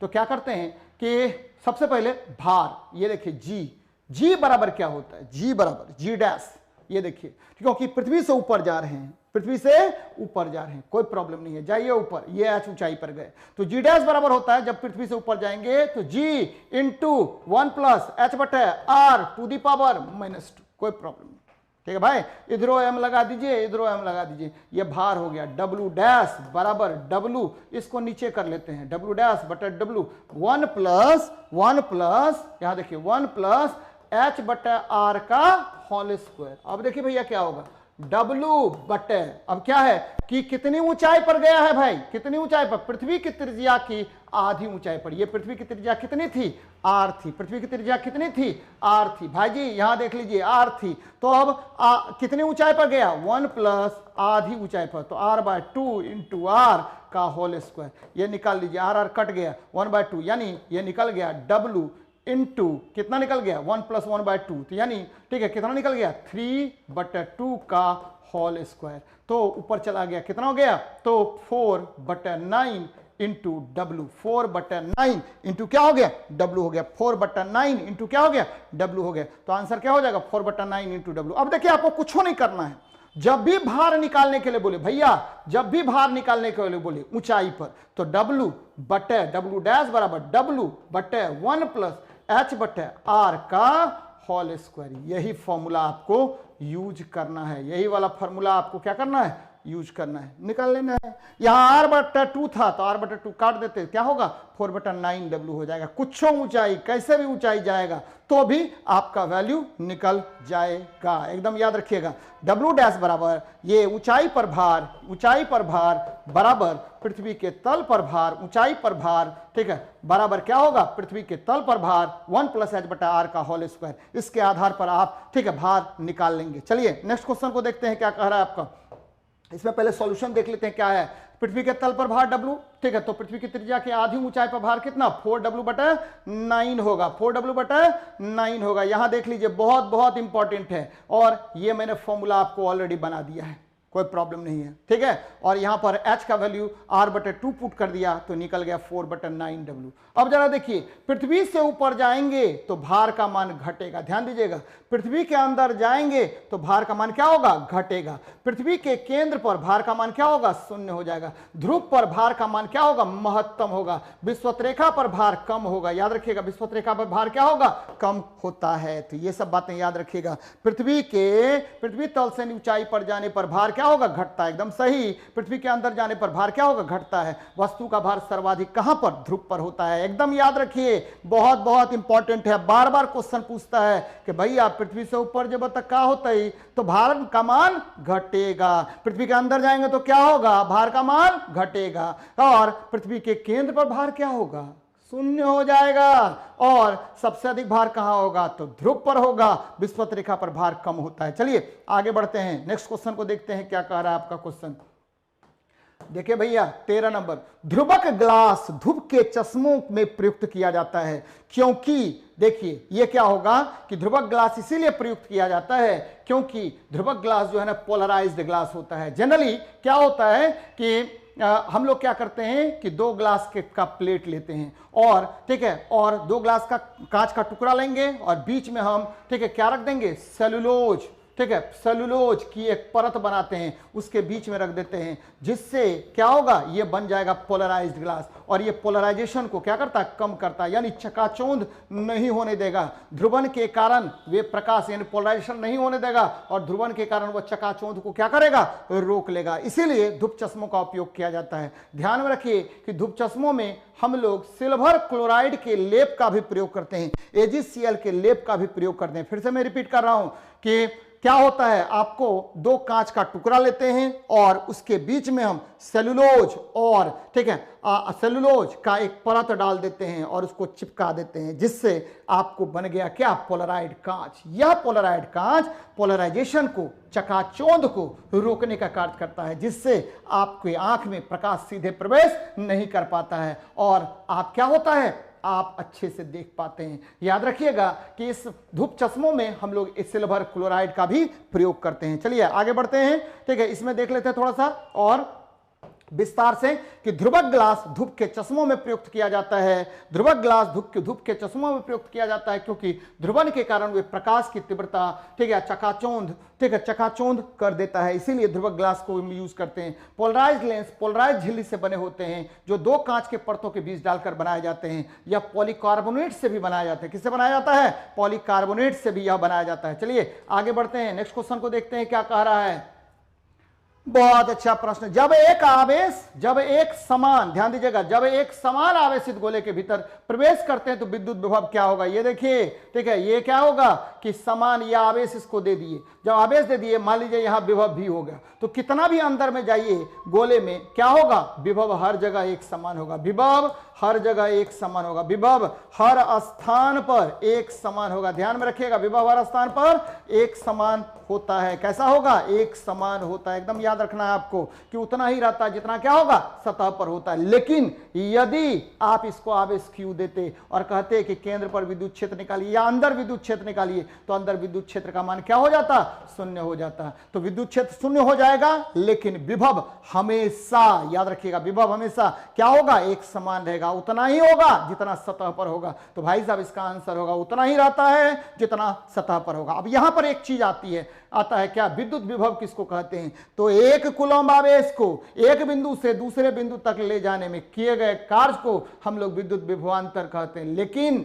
एक कूलम्ब आवेश को ठीक है अनंत से विद्युत क्षेत्र में लाने में किए गए कार्य को हम विद्युत विभव कहेंगे। और विद्युत विभव का मात्रक क्या होगा, विद्युत विभव का SI मात्रक वोल्ट होता है। विद्युत विभव का SI मात्रक क्या होगा, वोल्ट होता है। याद रखिएगा क्या होगा, वोल्ट होगा। और वोल्ट क्या होता है, जूल पर कूलम्ब, क्या होगा, जूल पर कूलम्ब को हम वोल्ट कहते हैं। तो ये बातें याद रखनी है। चलिए देखते हैं हम नेक्स्ट क्या कह रहा है इसी में। जब एक समान आवेशित गोले के भीतर प्रवेश करते हैं तो विद्युत विभव भी उतना ही रहता है जितना सतह पर होगा। विद्युत विभव एकांक आवेश को अनंत से विद्युत क्षेत्र में लाने में किया गया कार्य होता है। विद्युत विभव Q बराबर 4πε0r होता है। विद्युत विभव या विभवांतर का मात्रक क्या होगा, वोल्ट होता है, यानी जूल पर कूलम्ब। और किसी आवेशित खोखले गोले के केंद्र पर विद्युत क्षेत्र का मान क्या होगा, शून्य होगा, क्योंकि जैसे ही अंदर जाएंगे तो आवेश आपको जाएगा नहीं अंदर, इसीलिए विद्युत क्षेत्र का मान क्या हो जाता, शून्य हो जाता। तो ध्यान में रखिएगा इसको। चलिए नेक्स्ट क्वेश्चन को देखते हैं क्या कह रहा है। एंजाइम क्रिया करता है, ये देखिए एंजाइम इसको बायो कैटलिस्ट कहते हैं। एंजाइम को क्या बोलेंगे, बायो कैटलिस्ट कहते हैं। ध्यान में रखिएगा, एंजाइम को बोला जाता है, क्या बोलेंगे, एंजाइम ENZYME, एंजाइम को बोलते हैं बायो कैटलिस्ट। भैया जैव उत्प्रेरक कैटलिस्ट कहा जाता है और यह संक्रियन ऊर्जा यानी एक्टिवेशन एनर्जी को घटा देता है। तब जाकर के, ठीक है, आपको रिएक्शन करेगा। एक्टिवेशन एनर्जी को, ENERGY, एनर्जी को क्या करेगा, डाउन कर देगा, घटा देगा, तभी जाकर के यह अभिक्रिया करता है। तो याद रखिए एंजाइम, ठीक है, कब क्रिया करेगा, तो एंजाइम कब क्रिया करेगा, जब, ठीक है, यह संक्रियण ऊर्जा को घटा देगा तभी यह काम करेगा, यानी एक्टिवेशन एनर्जी को घटा देता है और यह जैव उत्प्रेरक की भांति कार्य करता है। तो एकदम याद रखना है आपको, जैव उत्प्रेरक की भांति। पीएच के बारे में मैंने पहले ही बता दिया है, एकदम याद रखिएगा। चलिए देख लेते हैं हम लोग क्या कह रहा हूं मैं। यहां पर देखिए क्या कह रहे हैं, एंजाइम संक्रियण ऊर्जा घटाकर कार्य करता है। एंजाइम जैव उत्प्रेरक है, सभी एंजाइम प्रोटीन के बने होते हैं, एकदम याद रखिएगा। All enzymes are made from protein, किससे बना होगा, प्रोटीन से। पॉलीपेप्टाइड होता है ये सारे। एंजाइम की अभिक्रिया को प्रभावित करने वाले कारक, पहला नंबर पीएच प्रभावित करेगा, ठीक है, तापमान प्रभावित करेगा, सांद्रण प्रभावित करेगा, सबस्ट्रेट प्रभावित करेगा। जिस पर एंजाइम क्रिया करता है उसको हम सबस्ट्रेट कहते हैं। क्या कहते हैं, सबस्ट्रेट कहते हैं। कुछ प्रमुख enzyme amylase, pepsin, trypsin, pancreatic juice और, ठीक है, डीऑक्सीराइबोन्यूक्लिएज, ये सब क्या है, डिफरेंट फॉर्म्स ऑफ एंजाइम है जो आपके डाइजेशन को प्रभावित करता है। तो याद रखिए इसको कि एंजाइम संक्रियण ऊर्जा या एक्टिवेशन एनर्जी घटाकर कार्य करता है। चलिए आगे बढ़ते हैं, नेक्स्ट क्वेश्चन को देखते हैं क्या कह रहा है आपका, बहुत इंपॉर्टेंट क्वेश्चन। प्रोकैरियोट्स, तो ऐसा सेल जिसमें, देख लीजिए, ठीक है, फिगर भी आपको है यहां पर, ऐसा सेल जिसमें क्या होगा, आदिम जमाने का यह सेल है, प्रारंभिक सेल है, जिसमें आपको क्या होगा कि पूर्ण विकसित सेल, आपको क्या होगा, न्यूक्लियस नहीं होगा, न्यूक्लियोइड ऐसे ही फैला होगा। ऐसे ही सेल्स को हम लोग क्या बोलते हैं भाई, प्रोकैरियोट्स सेल्स कहते हैं। क्या कहेंगे, प्रोकैरियोट्स कहते हैं। ध्यान में रखिएगा, क्या कहेंगे, प्रोकैरियोट्स कहते हैं, याद रखिएगा। इसमें माइटोकॉन्ड्रिया नहीं होगा, क्या नहीं होगा, माइटोकॉन्ड्रिया नहीं होगा, प्लाज्मा झिल्ली होगा, डीएनए होगा और आरएनए होगा, और 70s आरएनए होता है। कितना एस आरएनए, 70s आरएनए होगा। लेकिन आपको क्या नहीं होगा, माइटोकॉन्ड्रिया नहीं होगा। याद रखिएगा कि सेल दो प्रकार के, यदि पूर्णतः विकसित न्यूक्लियस होगा तो ऐसे सेल को यूकैरियोट्स बोलते हैं। अगर आपको यूकैरियोटिक सेल्स बोलेंगे, अगर पूर्णतः विकसित आपका सेल, ठीक है, नहीं होता है तो उसको प्रोकैरियोटिक सेल बोलते हैं। सेल कितने प्रकार के, दो प्रकार के, प्रोकैरियोटिक्स और यूकैरियोटिक्स होता है। ध्यान में रखिएगा कि जितने भी सेल ऑर्गेनेल्स होते हैं सभी यूकैरियोटिक्स में पाए जाते हैं, लेकिन पूर्णतः, ठीक है, विकसित सेल ऑर्गेनेल्स प्रोकैरियोट्स में नहीं पाए जाते हैं, और ये बहुत बहुत इंपॉर्टेंट है, ध्यान में रखना है आपको। अब देखिए कि माइटोकॉन्ड्रिया, याद रखिए कि माइटोकॉन्ड्रिया जो होता है सेल्स में पाए जाते हैं, और ये क्या करता है, तो ये ग्लूकोज के ऑक्सीकरण के लिए आवश्यक है। किसके ऑक्सीकरण के लिए, ग्लूकोज के ऑक्सीकरण के लिए, और यह एटीपी ऊर्जा उत्पन्न करता है। एटीपी को एडिनोसिन ट्राइफॉस्फेट कहते हैं, और इसे एनर्जी करेंसी भी कहा जाता है। तो याद रखिएगा ग्लूकोज का पूर्णतः ऑक्सीकरण वायवीय श्वसन में कहां पर होता है, तो ठीक है, माइटोकॉन्ड्रिया के मैट्रिक्स में होगा। कहां होगा, मैट्रिक्स में होता है। तो ध्यान में रखना है आपको। चलिए देख लेते हैं हम लोग क्या क्या क्या इसमें मैंने लिखा है, यहां देख लीजिए क्या है भाई। तो ये देख लीजिए कि प्रोकैरियोट्स में माइटोकॉन्ड्रिया का अभाव होता है। ये प्रारंभिक कोशिकाएं हैं, इसमें, ठीक है, विकसित केंद्रक होता है। ये इनमें समसूत्री कोशिका विभाजन नहीं होता है, इसमें झिल्ली युक्त कोशिकांक अनुपस्थित होते हैं। और डीएनए, ये क्या होगा, डीऑक्सीराइबोन्यूक्लिक एसिड होता है। यह एक जनरेशन से दूसरे जनरेशन तक क्या ले जाएगा, इंफॉर्मेशन को ले जाएगा, और इसे आनुवंशिक वाहक भी कहते हैं। ये क्या होता है, जिन को एक जनरेशन से दूसरे जनरेशन ले जाता है। डीएनए मतलब डीऑक्सीराइबोन्यूक्लिक एसिड, और आरएनए क्या होता है, राइबोन्यूक्लिक एसिड, और यह प्रोटीन के संश्लेषण के लिए सहायक होता है। प्रोटीन का संश्लेषण कौन करेगा, तो आरएनए करेगा। डीएनए क्या करेगा, तो यह जीन का वाहक होता है, यानी एक जनरेशन से दूसरे जनरेशन तक इंफॉर्मेशंस को ले जाने का कार्य कौन करेगा, तो याद रखिएगा जीन करता है। क्या करेगा, जीन करता है। चलिए देखते हैं हम लोग, नेक्स्ट देखते हैं क्या हमारा है क्वेश्चन। दुर्लभ गैसें सामान्यतः रासायनिक रूप से, ठीक है, अक्रिय होते हैं क्योंकि, ठीक है, अक्रिय होते हैं क्योंकि वो मोनोएटॉमिक होते हैं। निश्चित रूप से, ठीक है, आपको जो आपका अक्रिय गैस है वो मोनोएटॉमिक होता है, उनकी आयनन क्षमता कम होती है, ठीक है, ये गड़बड़ है, उनकी इलेक्ट्रॉनिक विन्यास स्थिर होती है। यही आपको आंसर होगा आपका, दुर्लभ गैस। ये देखिए, ठीक है, आपको ये दुर्लभ गैस है, ये आवर्त सारणी के 18वें वर्ग में, या आवर्त सारणी के सबसे दाएं, या आवर्त सारणी के, ध्यान दीजिएगा, सबसे दाएं या ध्यान में रखिएगा ये 8A वर्ग में, किस वर्ग में?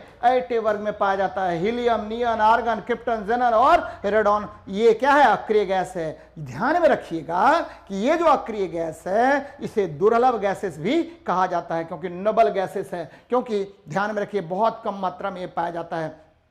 आपको सबसे अधिक आपके वायुमंडल में कौन सा गैस पाया जाता है? आर्गन, लेकिन रेडॉन सबसे भारी अक्रिय गैस होता है। और ये देखिए, ठीक है, आपको कोई भी आवर्त है, कोई भी आवर्त स्टार्ट हो रहा है, यहां से यहां स्टार्ट हो रहा है, तो क्या होगा? शुरू होगा क्षार धातु से। कौन सा शुरू होगा? क्षार धातु से। कोई भी आवर्त शुरू होगा क्षार धातु से और अंत कहां होगा? अक्रिय गैस पर अंत होगा। कहां अंत होगा? अक्रिय गैस पर। आधुनिक आवर्त सारणी में 18 वर्ग हैं। कितने वर्ग? 18 वर्ग हैं। पहला वर्ग क्षार धातु, दूसरा वर्ग, ध्यान दीजिएगा, दूसरा वर्ग क्षारीय मृदा धातु, और 3 से लेकर के 13 तक संक्रमण धातु। और ये देखिए यहां ये क्या हो गया? आपको 13वां वर्ग है बोरोन, बोरोन वर्ग है, बोरोन वर्ग है, और ये कार्बन वर्ग है, ये नाइट्रोजन वर्ग है, और ये ऑक्सीजन वर्ग है, ये फ्लोरीन है, फ्लोरीन को हेलोजन वर्ग कहते हैं। और नीचे में लेंथेनाइट्स, एक्टिनाइट्स है, लेंथेनाइट्स है, और ये क्या है? एक्टिनाइट्स है। तो ये सभी इंपॉर्टेंट तत्व हैं। याद रखिएगा कि कोई भी आवर्त सारणी में आवर्त जो स्टार्ट होगा वह कहां से कहां? तो वो स्टार्ट होगा क्षार धातु से लेकर के अक्रिय गैस तक। अब इस क्वेश्चन पे थोड़ा सा आते हैं। इनका इलेक्ट्रॉनिक विन्यास स्थिर होता है, क्योंकि इसके अंतिम कक्षा में या तो 2 इलेक्ट्रॉन अगर हीलियम है, नहीं तो 8 इलेक्ट्रॉन पाए जाते हैं। यानी यह किसी भी प्रकार से आपको क्या नहीं करेगा? तो रिएक्शन नहीं कर सकता है, यानी स्थिर, ठीक है, इसका क्या होगा? स्थिर इसका इलेक्ट्रॉनिक विन्यास होता है। तो ये बातें याद रखिएगा। चलिए नेक्स्ट क्वेश्चन देखते हैं क्या कह रहा है आपको, ठीक है। नेक्स्ट देखिए दुर्लभ, इसमें देख लेते हैं थोड़ा सा। दुर्लभ गैसें सामान्यतः रासायनिक रूप से अक्रिय होते हैं। अक्रिय गैस के अंतिम कक्षा में क्या होगा? 2 या 8 इलेक्ट्रॉन होते हैं। हीलियम, नियन, आर्गन, क्रिप्टन, जेनन और रेडन अक्रिय गैस हैं। ये आवर्त सारणी के 18वें वर्ग में पाए जाते हैं। किसी भी आवर्त सारणी के 18वें वर्ग में यह पाया जाएगा जी। किसी भी आवर्त सारणी के आवर्त का अंतिम तत्व क्या होगा? अक्रिय गैस होगा। अक्रिय गैस की खोज रैम्जे, रेले और लोकेयर ने किया था। रैम्जे, रेले और किसने किया? लोकेयर ने किया। तो ध्यान में रखिएगा इसको। चलिए देखते हैं हम लोग नेक्स्ट देखते हैं क्या कह रहा है आपको। भैया ये हो गया, ठीक है। चलिए देखते हैं हम लोग क्या देख रहे हैं। नेक्स्ट क्वेश्चन, एक साबुन के बुलबुले को ऋणावेश दिया जाए तो उसकी त्रिज्या क्या होगी? जैसे ही साबुन को धनावेश या ऋणावेश कुछ भी दीजिए, ये साबुन है, क्या है? साबुन है। साबुन को या तो धनावेश या ऋणावेश देंगे तो साबुन का आकार क्या होगा? बढ़ जाएगा। साबुन का आकार क्या होगा? बढ़ जाएगा, क्योंकि, ठीक है, क्योंकि ये क्या होगा? आपस में ये आवेश जो है ये आपस में क्या करेगा? प्रतिकर्षण बल लगाएगा, जिसके कारण इसके आकार में वृद्धि हो जाएगी। तो क्या होगा? आकार बढ़ जाएगा, इसकी त्रिज्या बढ़ जाएगी। याद रखिएगा साबुन के बुलबुले का आकार साबुन के बुलबुले की भांति होता है। किसके कारण? पृष्ठ तनाव के कारण होगा, क्योंकि आंतरिक दाब जो है पीआई और बाह्य दाब पी नॉट होता है। हमेशा साबुन के बुलबुले में दाब का मान, आंतरिक दाब का मान बाह्य दाब से अधिक होना पड़ेगा, नहीं तो यह बुलबुले का आकार नहीं बना पाएगा। तो आंसर क्या हो जाएगा? बी नंबर आंसर होगा भाई जी। क्या, कौन सा नंबर होगा? बी नंबर आंसर होगा। चलिए देखते हैं इसका थ्योरी क्या है, मतलब क्या एक्सप्लेनेशन मैंने किया है। एक साबुन के बुलबुले को ऋणावेश दिया जाए तो उसकी त्रिज्या बढ़ेगी, कोई प्रॉब्लम नहीं है। अब देखिए यहां पर मैंने क्या किया, किसी साबुन के बुलबुले को धनात्मक या ऋणात्मक आवेश देने पर समीपवर्ती परतों के बीच प्रतिकर्षण बल कार्य करता है, जिससे बूंद के आकार में वृद्धि होती है। समान आवेशों के बीच प्रतिकर्षण, जबकि विपरीत आवेशों के बीच आकर्षण बल कार्य करता है। और यह बताया था किसने? तो बेंजामिन फ्रैंकलिन ने। किसने बताया? बेंजामिन फ्रैंकलिन नामक वैज्ञानिक ने बताया था। और यहां मैंने फिगर भी बनाया है जो आपको स्पष्ट होगा। आवेश के प्रवाह की दर को हम विद्युत धारा कहते हैं, और विद्युत धारा का मात्रक क्या होगा? एम्पियर कूलम्ब पर सेकेंड। और आवेश का मात्रक क्या होता है? तो कूलम्ब होता है। तो याद रखिएगा इसको। चलिए नेक्स्ट देखते हैं हम लोग क्या क्वेश्चन है। प्राकृतिक वृद्धि नियंत्रक ग्रोथ कंट्रोल हार्मोन कौन है भैया? ये ऑक्सीन है। ये क्या हुआ? Indole acetic acid. ये देखिए इंडोल एसिटिक एसिड, इसको हम लोग क्या बोलते हैं? तो कृत्रिम ऑक्सीन कहते हैं। याद रखिएगा कृत्रिम ऑक्सीन कहेंगे। और ये प्राकृतिक रूप से वृद्धि नियंत्रक हार्मोन है। जबकि 2,4-D जो है वो क्या है? ये खरपतवार नाशी है। कौन सा है? खरपतवार नाशी है। याद रखिएगा खरपतवार क्या होता है? नाशी होता है 2,4-D। चलिए वीडिसाइड बोलते हैं इसको। क्या बोलेंगे? वीडिसाइड बोलेंगे। ध्यान दीजिएगा जरा हम लोग क्या कह रहे हैं। देखिए बहुत सारी बातें मैंने इसमें बताई है। प्राकृतिक वृद्धि नियंत्रक हार्मोन इंडोल एसिटिक एसिड है। इसको हम IAA भी कहते हैं, इंडोल एसिटिक एसिड। यह एक प्रकार का पादप हार्मोन ऑक्सीन है। ऑक्सीन, ठीक है, प्रमुखतः दीर्घकरण को प्रेरित करता है। ऑक्जीन्स की खोज बेंट ने, किसने किया था ऑक्जीन्स की खोज? बेंट, BENT, बेंट नामक वैज्ञानिक ने किया था, जई के पौधे में किया था। और लिखिए इस हार्मोन का स्थानांतरण सक्रिय तथा एक दिशीय होता है। आनुवांशिक रूप से बौने पौधे को लंबा करने के लिए जिब्रेलिन का प्रयोग करते हैं। बार बार क्वेश्चन पूछेगा कि ड्वार्फ पौधा है, बौना पौधा है, उसको लंबा कर दीजिए, कौन सा हार्मोन? तो जिब्रेलिन। कौन सा हार्मोन? जिब्रेलिन। याद रखिएगा, बौना पौधा लंबा हो गया जिब्रेलिन के कारण। फिर देखिए कोशिका विभाजन को उत्प्रेरित करने वाले हार्मोन का नाम क्या है? तो साइटोकाइनेस। यानी सेल डिवीजन को प्रमोट कौन करता है? तो सेल डिवीजन को प्रमोट करता है कौन? साइटोकाइनिन। जीर्णता को विलंबित कौन करता है? साइटोकाइनिन। यहां देखिए 2,4-D, ये क्या होता है? Dichlorophenoxy acetic acid. 2,4-D को क्या बोलेंगे? तो डाइक्लोरोफिनॉक्सी एसिटिक एसिड बोलेंगे। और ध्यान में रखिएगा यह खरपतवारनाशी है। NNA क्या होता है? NAA क्या होता है? यह नेप्थलीन एसिटिक एसिड होता है। यह कार्बनिक यौगिक है, यह रोडेंटिसाइड्स होता है, यानी आपको चूहे वगैरह को मारने में यह प्रमुख रूप से कार्य जाएगा। और मेलिक हाइड्राजाइड एक सिंथेटिक यौगिक है जो पौधों की वृद्धि को उत्तेजित करता है। याद रखिएगा मेलिक हाइड्राजाइड क्या करेगा? तो पौधे को उत्तेजित करने का कार्य करता है। चलिए आगे बढ़ते हैं, नेक्स्ट क्वेश्चन को देखते हैं क्या कह रहा है। निम्न में से किस यौगिक में सबसे अधिक परमाणु है? भैया चलते हैं देख लेते हैं क्या क्या परमाणु है। HNO2 भैया इसमें कितने हैं? तो 1 प्लस, ठीक है, 1 प्लस क्या होगा? 2, यानी 4 परमाणु। जरा इसमें देखिए 2, ठीक है, 1 3 और 4 7 परमाणु। जरा इसमें देखिए 3 परमाणु, इसमें देखिए 2 दूनी 4 1 5 परमाणु। सबसे अधिक परमाणु किसमें? तो सल्फ्यूरिक अम्ल में। याद रखिएगा H2SO4 को हम लोग ऑयल ऑफ विट्रियोल भी कहते हैं, यानी ऑयल ऑफ विट्रियोल कहेंगे। इसका उपयोग हम लोग बैटरी में करते हैं, यानी कार के बैटरी में सबसे अधिक किसका प्रयोग होगा? सल्फ्यूरिक अम्ल का। जबकि ठीक है कैल्शियम हाइड्रोक्साइड जो है इसे चूना जल या स्लैग्ड लाइम कहा जाता है। कार्बन डाइऑक्साइड जो है ये क्या होता है? आपको पृथ्वी को गर्म करने के लिए उत्तरदायी होता है। किसको गर्म करने के लिए?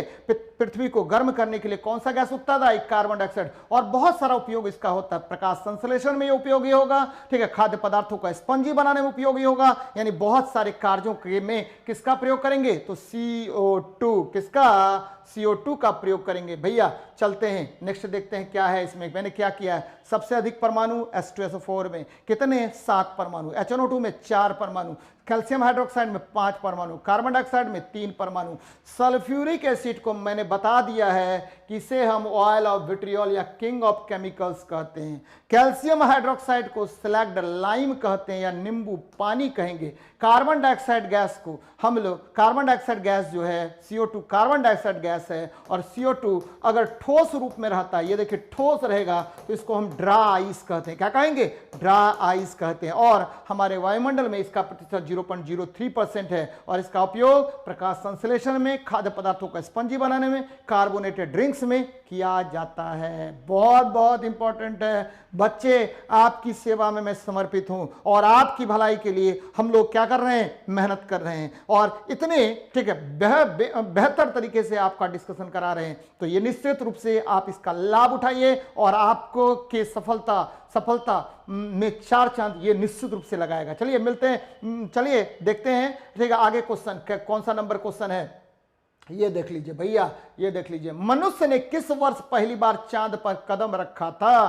तो ठीक, मनुष्य ने 1969 में चांद पर कदम रखा था। और याद रखिए कि पहली बार चांद पर कदम रखा था नील आर्मस्ट्रांग ने। किसने रखा? नील आर्मस्ट्रांग ने और एडविन ऑल्ड्रिन ने। याद रखिएगा 1969 में पहली बार चांद पर कदम रखा गया था। चांद नेचुरल, पृथ्वी का नेचुरल सैटेलाइट है, पृथ्वी का प्राकृतिक उपग्रह है। पृथ्वी का नेचुरल सैटेलाइट कौन है भाई? तो नेचुरल सैटेलाइट है कौन? तो आपको चांद है एकमात्र, और इस पर पहली बार कदम रखा गया था कब? 1969 ईस्वी में। जरा देखिए बहुत सारी बातें मैंने यहां लिखी है कि मनुष्य ने पहली बार चांद पर कदम 1969 में रखा था। और ठीक है ये देखिए अपोलो 11 से, कौन सा यान से गया था भैया? तो अपोलो 11 से गया था। और 2 वैज्ञानिक याद रखिएगा यहां पर, कौन कौन नाम? तो नील आर्मस्ट्रांग और बज एल्ड्रिन। नील आर्मस्ट्रांग और बज एल्ड्रिन। और भारत का प्रथम चंद्रयान मिशन 2008 में हुआ था। और ये देखिए PSLV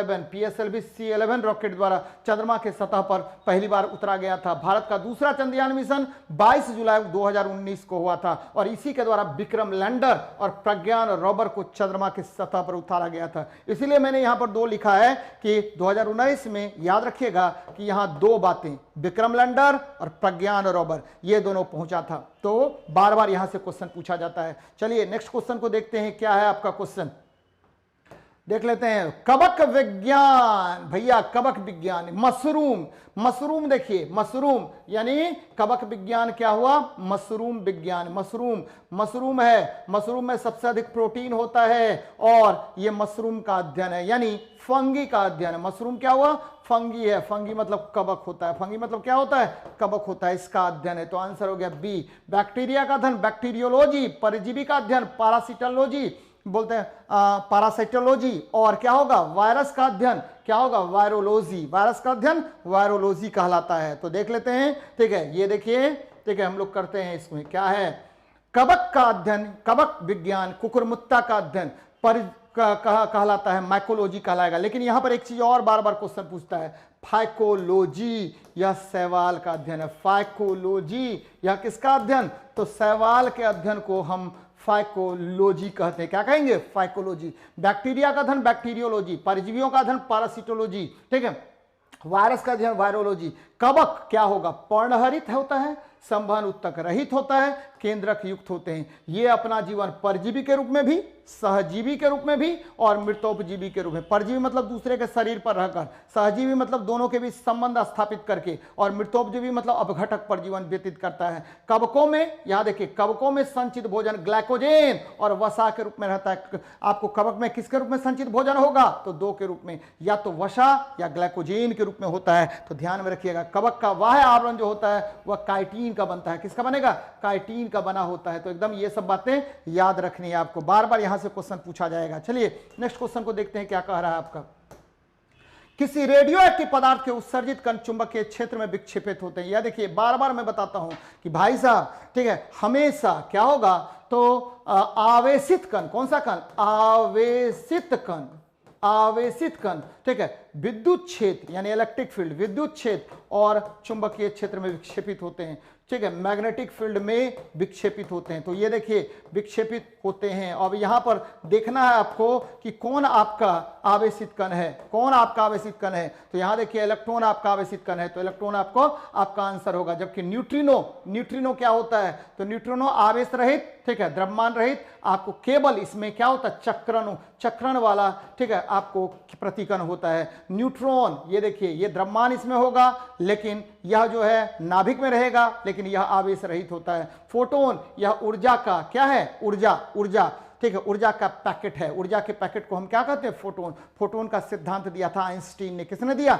आइंस्टीन ने दिया था। तो यहां से देखिए, किसी रेडियो एक्टिव पदार्थ, यानी रेडियो एक्टिव पदार्थ 3 प्रकार के किरणों को उत्सर्जित करते हैं, अल्फा, बीटा और क्या, गामा। अल्फा धनात्मक आवेश, बीटा याद रखिएगा ऋणात्मक आवेश, यह इलेक्ट्रॉन का फ्लो है। अल्फा हीलियम आयन है, और गामा, ठीक है, आपको पैकेट ऑफ एनर्जी है, क्या है, EMW है, विद्युत चुंबकीय तरंग है। चलिए देखते हैं नेक्स्ट क्या कह रहा है, इसी का आंसर देख लीजिए क्या है। किसी रेडियो एक्टिव पदार्थ के उत्सर्जित कण इलेक्ट्रॉन हो सकते हैं जो चुंबकीय क्षेत्र में विक्षेपित होते हैं। रेडियो एक्टिव पदार्थ 3 प्रकार के कणों का उत्सर्जन करते हैं, अल्फा, बीटा और क्या, गामा। अल्फा कण हीलियम आयन होता है और यह धनात्मक आयन होगा। अल्फा कण क्या होगा, हीलियम आयन या धनात्मक कण होगा। बार बार आपसे क्वेश्चन पूछेगा कि अल्फा कण क्या है, हीलियम आयन है, He++ आयन है। और ठीक है, बीटा कण क्या है, ये ऋणात्मक प्रवृत्ति का होता है, ये इलेक्ट्रॉन आयन है। गामा किरण या विद्युत चुंबकीय विकिरण होता है या उच्च फोटोन ऊर्जा होता है। न्यूट्रॉन उदासीन होता है और नाभिक में स्थित होता है। तो इसका आंसर आपको मैंने मार दिया है। चलिए देख लेते हैं हम नेक्स्ट क्वेश्चन को, क्या कह रहा है।